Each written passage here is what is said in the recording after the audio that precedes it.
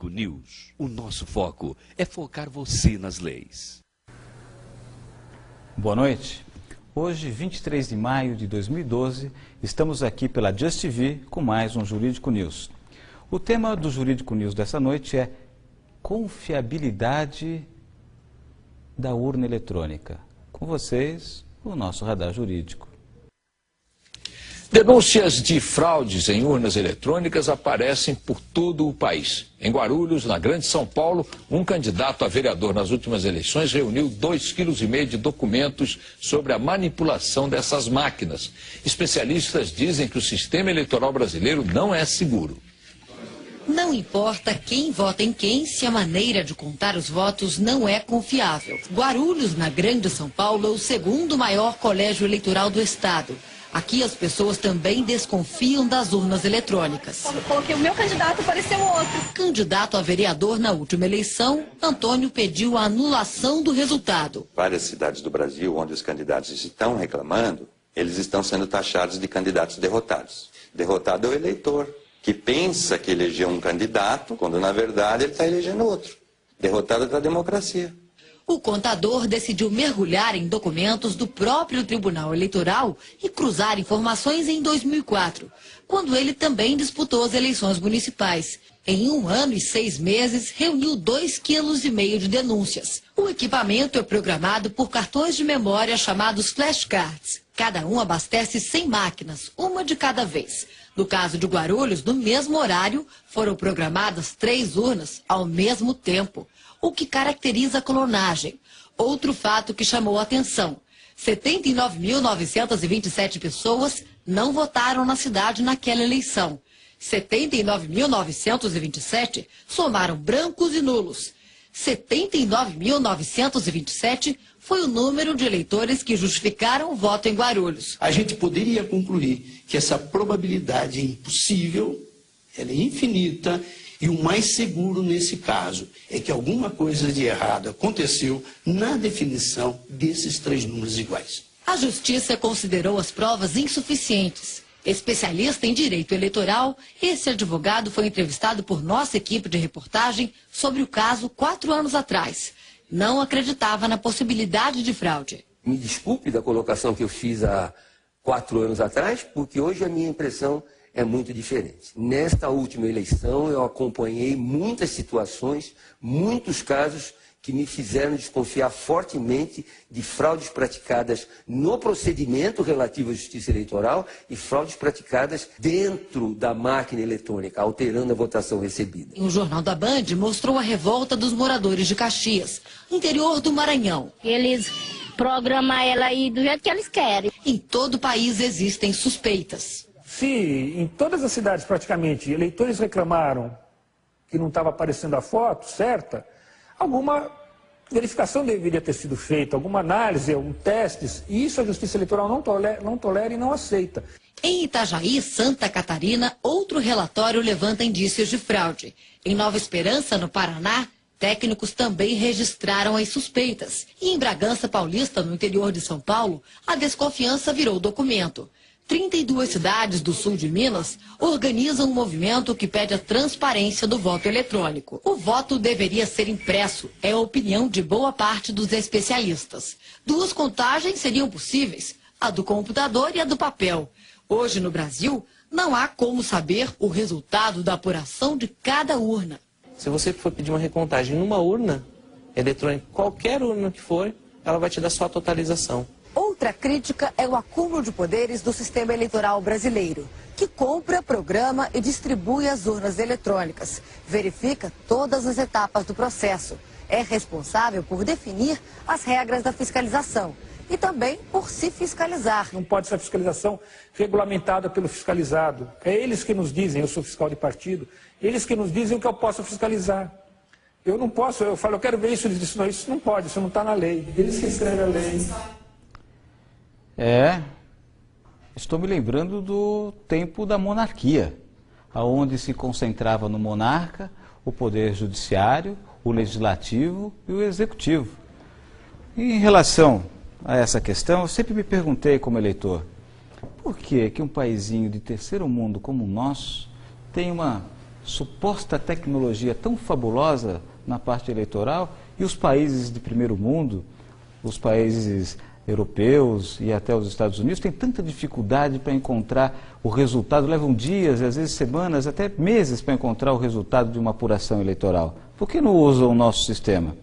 Para falar a esse respeito, nós convidamos aqui, temos o prazer de receber em nossos estúdios, o engenheiro Amilcar Brunazzo Filho, que é moderador, inclusive, do Fórum Voto Seguro. Boa noite, engenheiro Amilcar, é um prazer tê-lo aqui. Muito obrigado por aceitar o nosso convite. Eu gostaria que, se você pudesse explicar para os nossos internautas, o que acontece com o nosso processo eleitoral, que é tido como assim, uma tecnologia fantástica de primeiro mundo, que no mesmo dia ou no dia seguinte a gente já tem o resultado de uma eleição nacional, e os países de primeiro mundo, os países europeus, os Estados Unidos, não usam o nosso processo eleitoral. Por quê, hein? Boa noite, internautas da Just TV. O que acontece é que tem muita propaganda sobre o sistema brasileiro para os brasileiros, dizendo que nós somos os países mais avançados em questão de voto eletrônico, que o sistema é muito confiável, mas tudo isso é propaganda interna só. Fora do Brasil, o que está acontecendo é tudo muito diferente. Urnas eletrônicas são usadas em vários países. Aqui na América Latina tem Argentina, México, Venezuela e Peru usando o voto eletrônico. Só que são sistemas mais avançados que os sistemas brasileiros. O modelo da urna eletrônica brasileira, de primeira geração, é só usado no Brasil e na Índia. Tá? Nos outros países se usam modelos mais avançados, de segunda geração, e nos países, na Alemanha, por exemplo, esse modelo de primeira geração brasileira foi proibido, foi declarado inconstitucional, também foi proibido na Holanda. Não é porque eles não sabem usar, já se usaram urnas. A Holanda começou a usar urna eletrônica de primeira geração antes do Brasil, em 92. 4 anos antes do Brasil, a Holanda já usava. Só que lá foi declarado proibido esse modelo de urna. Eles passam para essa urna de segunda geração que tem o voto impresso, que permite a auditoria do resultado, e não só a auditoria do software, como acontece no caso do brasileiro. Eu vou até colocar aqui uma pergunta que eu já estou recebendo do internauta, que é bem adequada. O José Luiz de Corumbá, de Mato Grosso do Sul, ele pergunta: por que a urna eletrônica não dá para o eleitor um comprovante igual ao extrato bancário?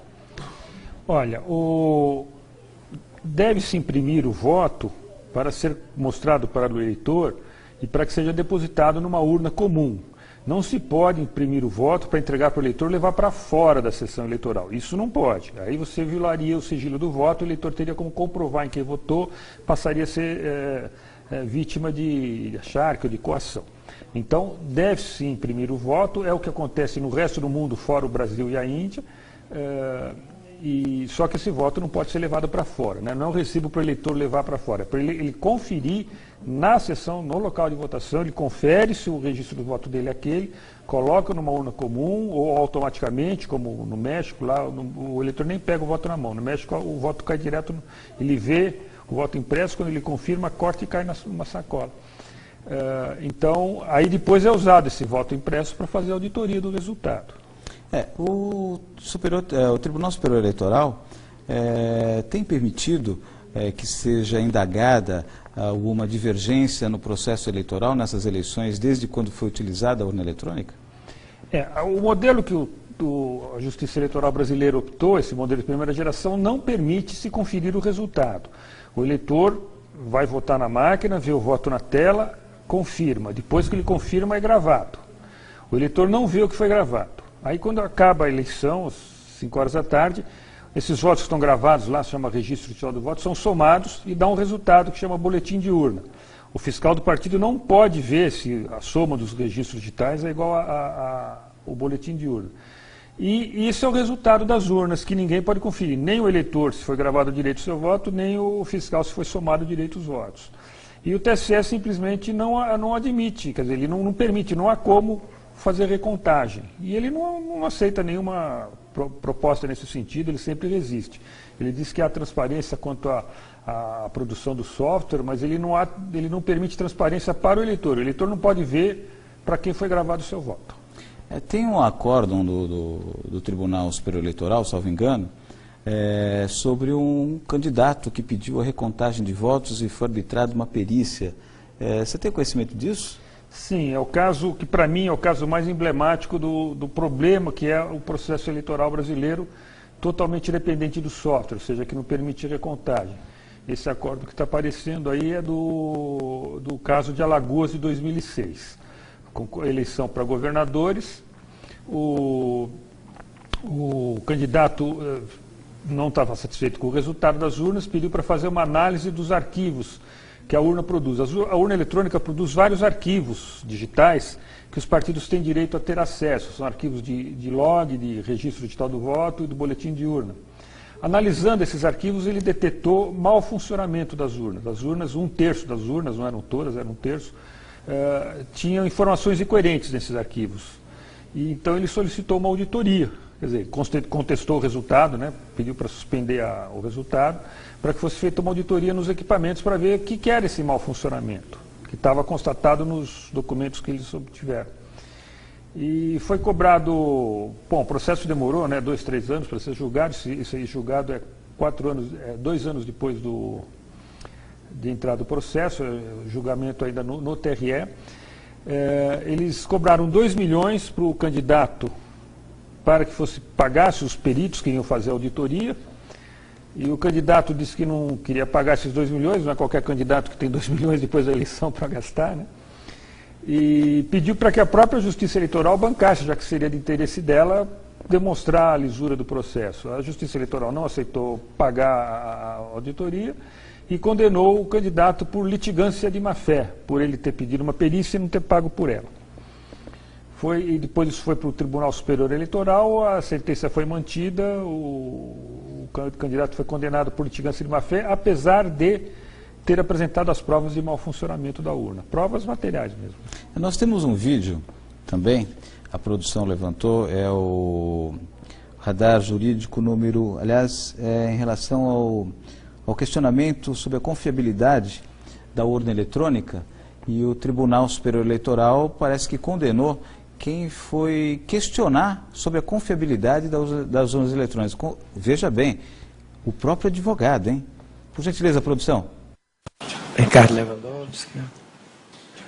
Presidente, eu vou pedir vênia divergência e manter a sanção de litigância de má-fé.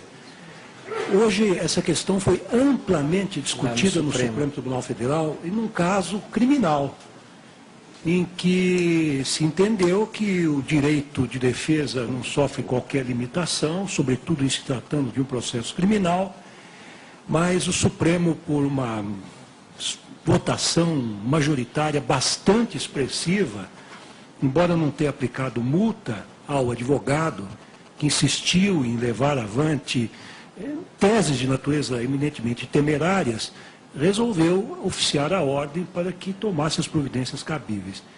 Neste caso, embora talvez não esteja claramente caracterizada a litigância de má-fé, no mínimo, me parece que a lite tem a natureza temerária. E nós precisamos começar a disciplinar, de certa maneira, esta possibilidade infinita de recursos que nós temos. Já temos recursos suficientes para dar conta, além daqueles que beiram a temeridade e a litigância de má-fé. Portanto, até para um efeito pedagógico, eu acompanho o eminente relator. Eu explico isso.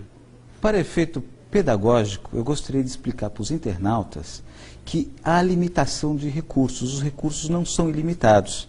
E ele tem uma única finalidade. Primeiro, a Constituição admite o duplo grau de jurisdição porque admite a possibilidade do erro humano, né? E nada como a revisão.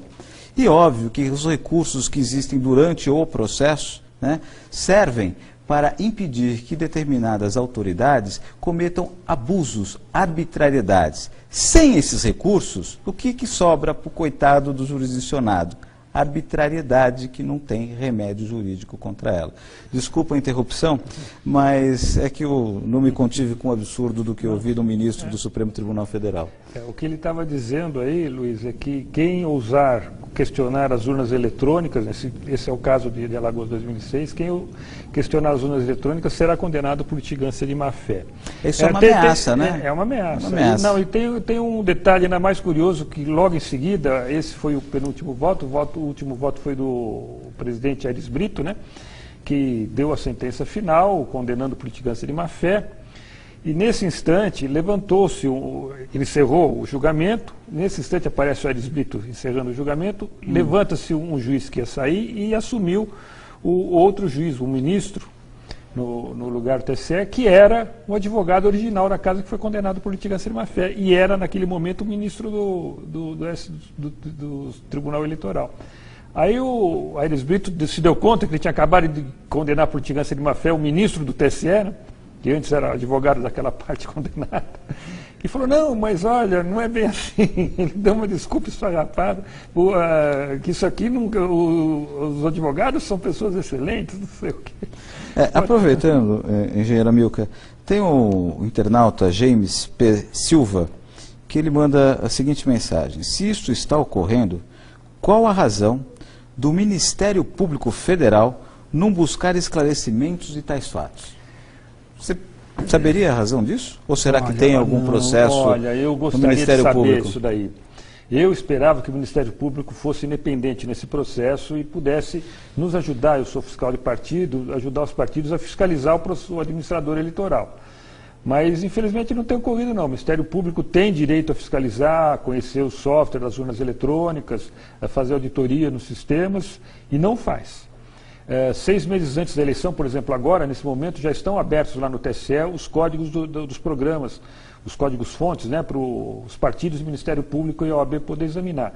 A OAB nunca mandou ninguém, o Ministério Público nunca mandou ninguém lá para examinar código nenhum, e no final, no último dia, ele vai lá e assina 15 mil arquivos com 17 milhões de linhas de código, sem ter olhado nada. Eu não sei por que o Ministério Público assume essa postura omissa em relação à fiscalização do processo eleitoral. Tem uma pergunta aqui de um outro internauta, que ele pergunta ao engenheiro Milka: o voto impresso, além de segurança da escolha do eleitor, não seria também uma segurança dos votos em caso de algum sinistro com o equipamento, depois ou durante a votação? E dá aqui os parabéns ao Milka. E a Milka, eu queria aproveitar essa pergunta do internauta para que você falasse a respeito daquela urna moderna que tem um país aqui, mais outro país de terceiro mundo, que está desenvolvendo, e que você estava me falando antes do programa começar, que é uma cédula segura, um processo eletrônico seguro. Poderia aproveitar responder essa pergunta do internauta e explicar sobre essa quando cédula? Eu ouvi a pergunta, eu pensei em apresentar ela como resposta. Foi exatamente a ideia que me ocorreu. O que a gente está falando é do caso da urna argentina, o novo modelo de urna argentina que está sendo usado desde 2006 na Argentina.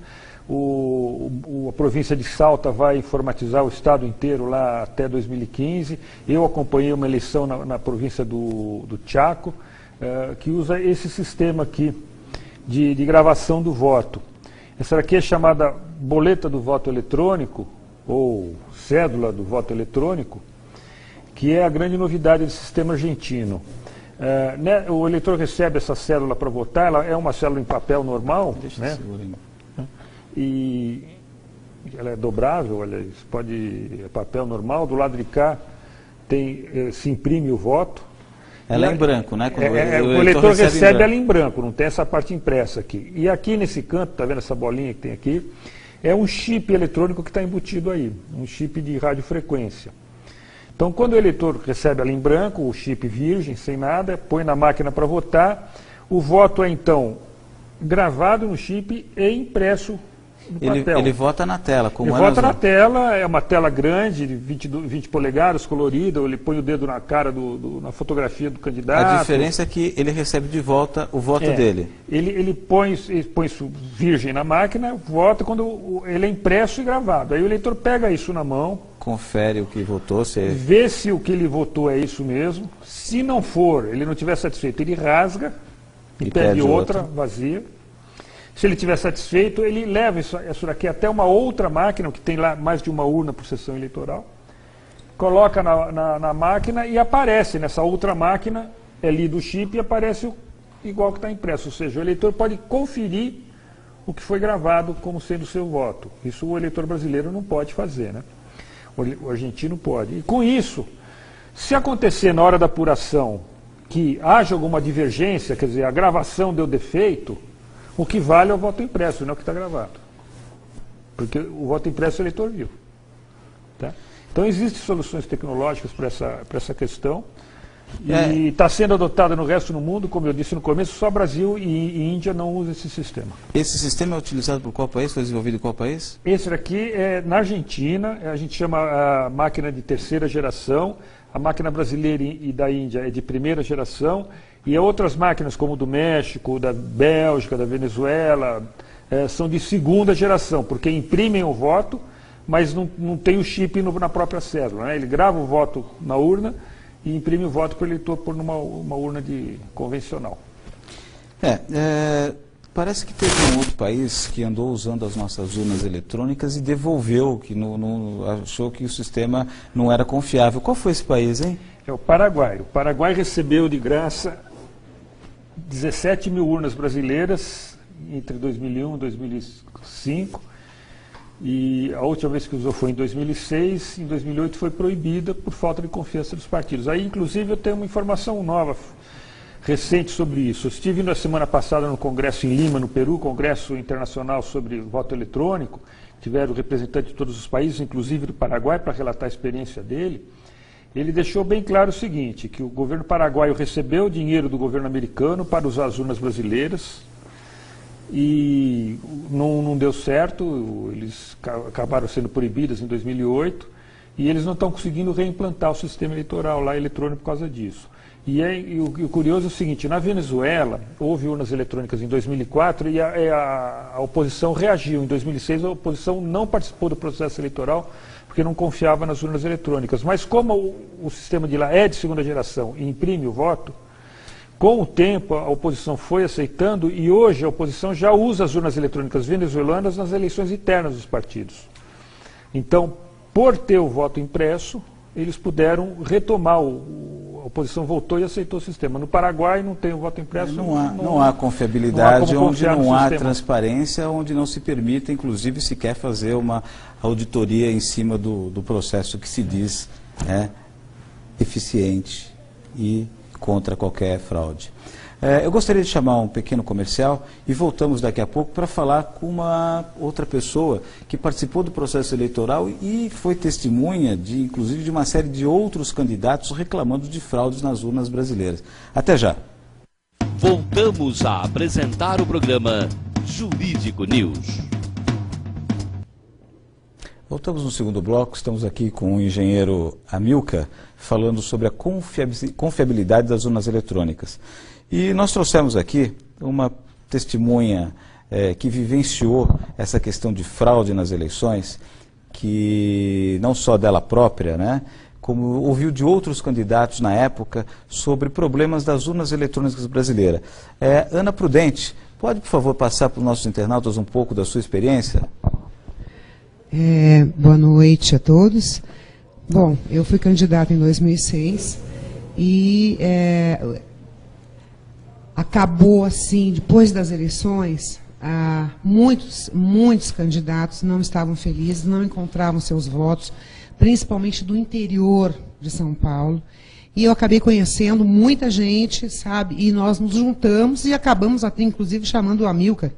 E o Amilcar teve que chegar lá para dar explicação para a gente, olha, vocês não encontraram seus votos, mas é o seguinte, não tem como fazer, não tem solução, não tem onde procurar, não tem nada. Então, infelizmente, nós ficamos sem respostas também, né? Esse grupo tem uma comunidade na internet? Não, olha, em 2006 eu já tinha desconfianças. Depois de 2006, aí eu realmente cheguei à conclusão de que as fraudes acontecem, né? Se o próprio candidato não encontrar o seu voto na sua sessão, é difícil, né? Mas aconteceu em vários lugares. Então, eu acabei criando uma comunidade no Facebook. O nosso grupo se chama Quero Meu Voto Impresso. É só digitar lá e pedir a entrada, que será bem aceito.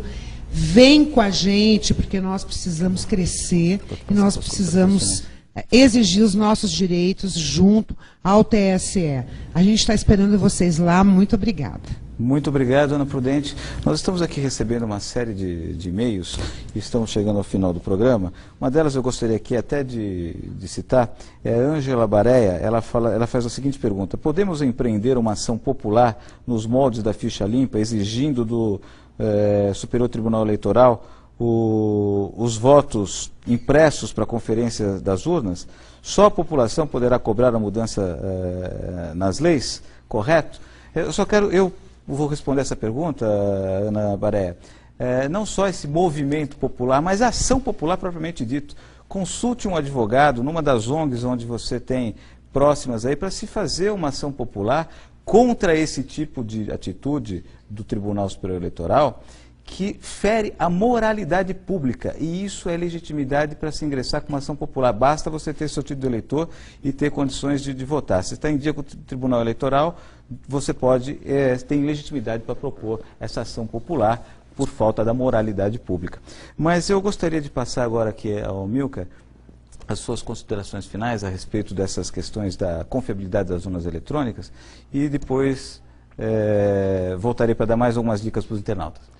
Bom, o que eu gostaria de dizer é o seguinte: como logo apareceu no começo do programa, há esse problema do acúmulo de poderes na justiça eleitoral brasileira.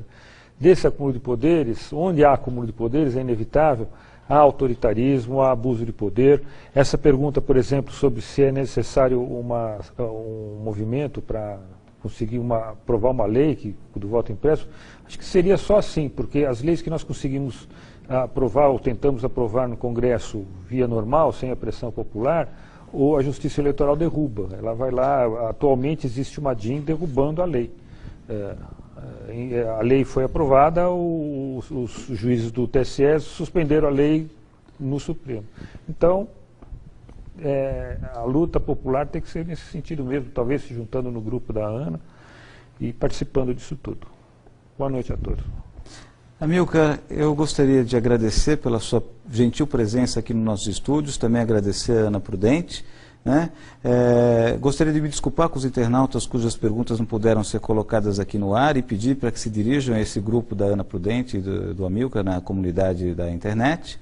E gostaria de deixar vocês com alguns vídeos para vocês consultarem no YouTube, por exemplo. Se vocês fizerem uma pesquisa sobre urna eletrônica, estudo da Princeton University, vocês vão encontrar um estudo que foi feito com uma urna eletrônica que é com o mesmo princípio da brasileira, não é isso? É fabricado pelo mesmo fabricante e tem a mesma estrutura lógica, ou seja, o ataque que fizeram lá em Princeton serve também nas urnas brasileiras, dá o mesmo efeito, que é o mesmo fabricante, a mesma defesa do sistema. Os internautas vão ficar assustados com as conclusões desse estudo, e está legendado, não é difícil de acompanhar, é fácil de encontrar ele no YouTube.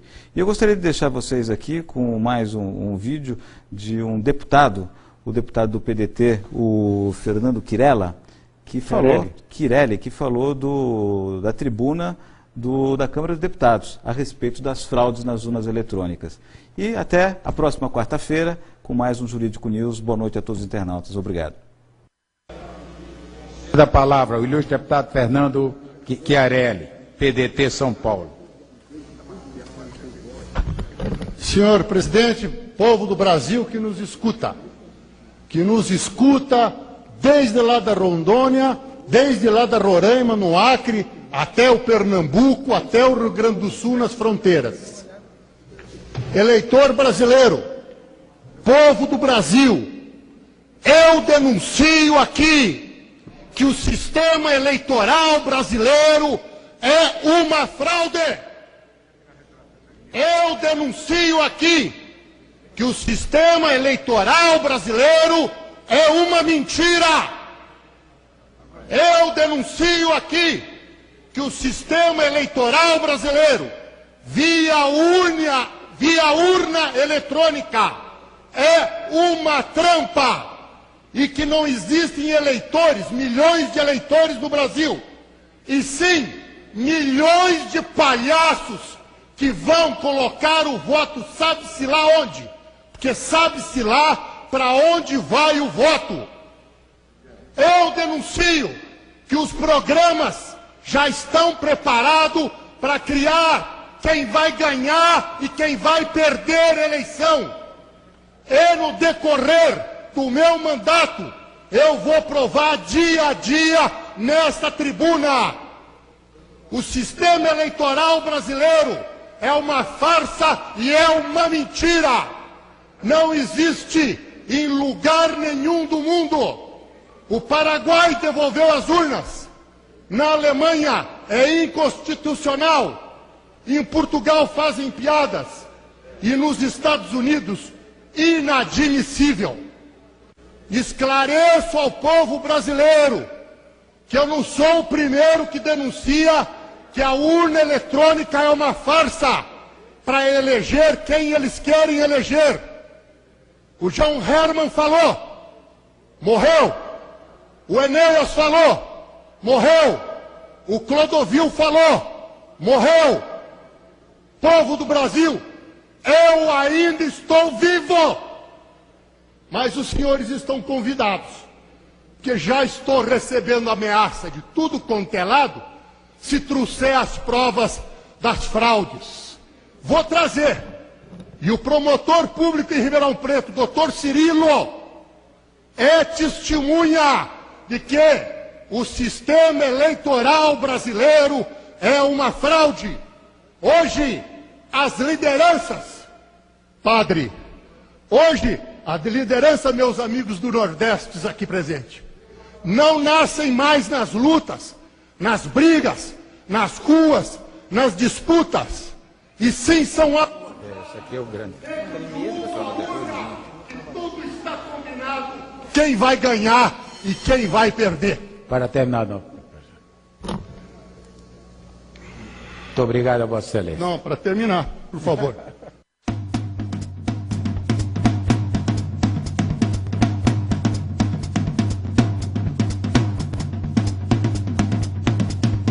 Jurídico News. O nosso foco é focar você.